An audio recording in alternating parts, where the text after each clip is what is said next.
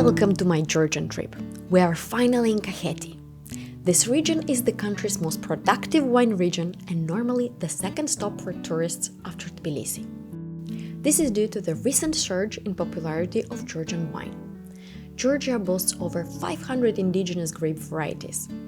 The Alazani Valley is a stunning landscape of vineyards and mountaintop churches. With its 8,000-year history, the region hosts some of the oldest vineyards in the world.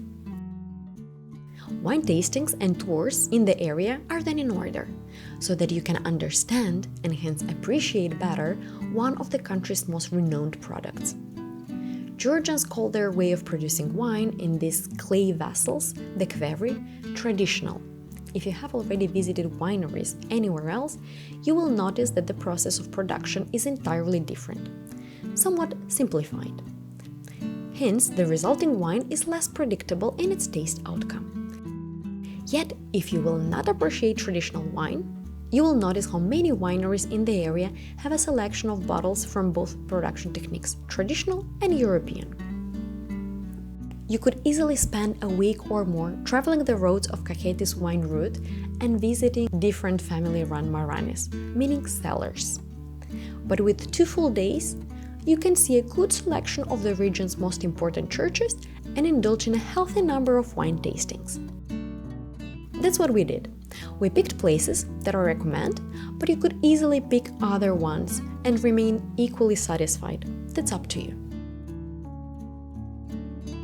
Our first stop was in Signagi, the most charming town in the wine region. Here you can visit the local museum, the municipality building, famous for its frequent and romantic wedding ceremonies, and climb the city walls. In Signagi, we had our first wine tasting at the Cradle of Wine Marani. We were delighted by the tales of the host and by his wines.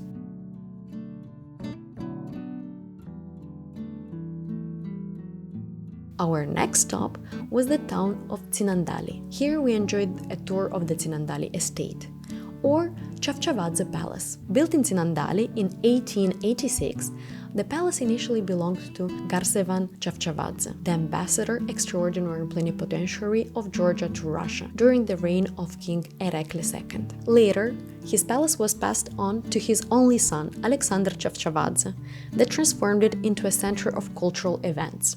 It became a favorite gathering place of writers and poets of the 19th century, such as Alexander Dumas, Alexander Pushkin, and Grigol Oberliani.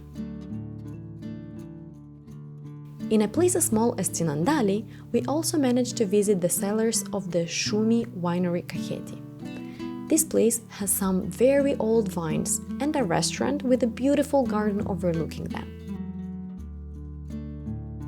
The third city we stopped in was Telavi. Here we visited Erekli II Palace and then the giant plane tree.